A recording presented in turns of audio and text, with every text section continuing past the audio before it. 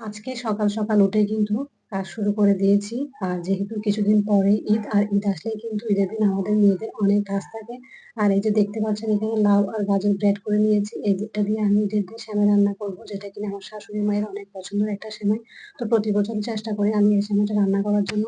তো আমি আর আমার ননদ কিন্তু দুজনে লাউ আর গাজরগুলো কেটে ধুয়ে ভালো মতো পরিষ্কার করে গ্রেট করে নিয়েছি। আর এটা এখন চুলায় ভাপ দিয়ে দিব। আমি এখন ভাপে দিয়েছি, আর এটা ভাপ দেওয়ার পরে কিন্তু ঠান্ডা করে নিয়ে আমি ডিপ ফ্রিজে একটা এয়ারটাইট বক্সে সংরক্ষণ করে রাখবো। আর ঈদের দিন বের করে রান্না করতে কিন্তু খুব একটা বেশি সময় লাগবে না। তারপর আমি এদিকে কিছু বাদাম ভেজে নিচ্ছি, যেহেতু ঈদের দিন যেকোনো মিষ্টি জাতীয় খাবার রান্না করতে কিন্তু আমাদের বাদামটা খুব বেশি প্রয়োজন। আর দেখা যায় কি বাদাম ভাজতে একটু খুব সময় লাগে, ভেজে পরিষ্কার করতেও সময় লাগে। তো আগে থেকে কিন্তু বাদামগুলো ভেজে পরিষ্কার করে রাখলে যেকোনো রান্নাতে কিন্তু খুব সহজে ব্যবহার করে যায়। তো আমি সবগুলো বাদামই কিন্তু ভালো মতো পরিষ্কার করে ভেজে নিয়েছি। এখন একটা কাঁচের জারে কিন্তু আমি রেখে দিব। আর বাদাম দেখলে কেন যেন ইচ্ছে করে একদম খেয়ে ফেলি। আর এখন তো রমজান মাস, তো এটা একদমই হবে না। তো আপনারা আমার মতো কে, কে আছেন যে বাদাম ভাজা দেখলে খেতে ইচ্ছে করে, অবশ্যই কমেন্ট করে জানাবেন। যাই হোক, আমার সবগুলো বাদামই কিন্তু একদম পরিষ্কার করা হয়ে গিয়েছে। এখন আমি একটা কাঁচের বয়ামে কিন্তু নিয়ে নিয়েছি। আর আমার বাদাম কিন্তু একদমই রেডি হয়ে গিয়েছে। আমি এখন এগুলো রেখে দিব। তো এদিকে কিন্তু এই কাজগুলো করতে, করতে দেখলাম শ্বশুর-আব্বু সকাল সকালে ৩ টা মুরগি নিয়ে আসছে। আর মুরগিগুলো কাটতে কিন্তু আমার অনেকক্ষণই সময় লেগেছে, যেহেতু ৩ টা মুরগি সময় লাগারই কথা। রমজান মাসে যেহেতু সন্ধ্যায় ইফতারিতে বা সেহরিতে কিন্তু মুরগিটা অবশ্যই লাগে।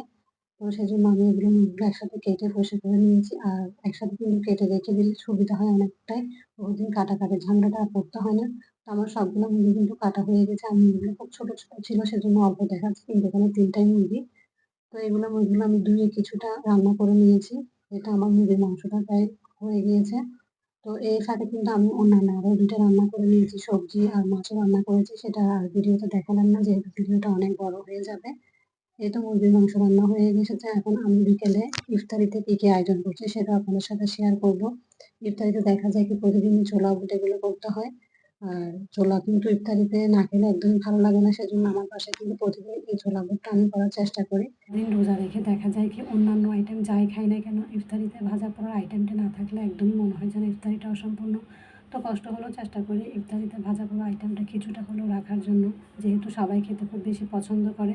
এই তো আমার এদিকে পেঁয়াজু ভাজাগুলো হয়ে এসেছে। তো আজকে আমি ইফতারিতে এদিকে বাঁধাকপির পাকোড়া ভাজি করব। সেজন্য আমি কিছু বাঁধাকপি আগে থেকে মাখিয়ে নিয়েছি। এখন তেলে ভেজে নেব।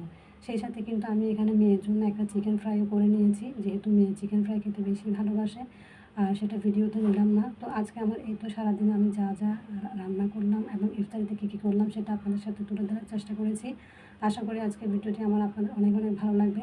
যদি ভালো লেগে থাকে অবশ্যই লাইক, কমেন্ট, শেয়ার করে পাশে থাকবেন। তো সবার জন্য অনেক, অনেক অগ্রিম ঈদের শুভেচ্ছা রইল। আজকে এই পর্যন্ত। সবাই ভালো থাকবেন, সুস্থ থাকবেন। আল্লাহ হাফেজ সবাইকে। আসসালামু আলাইকুম।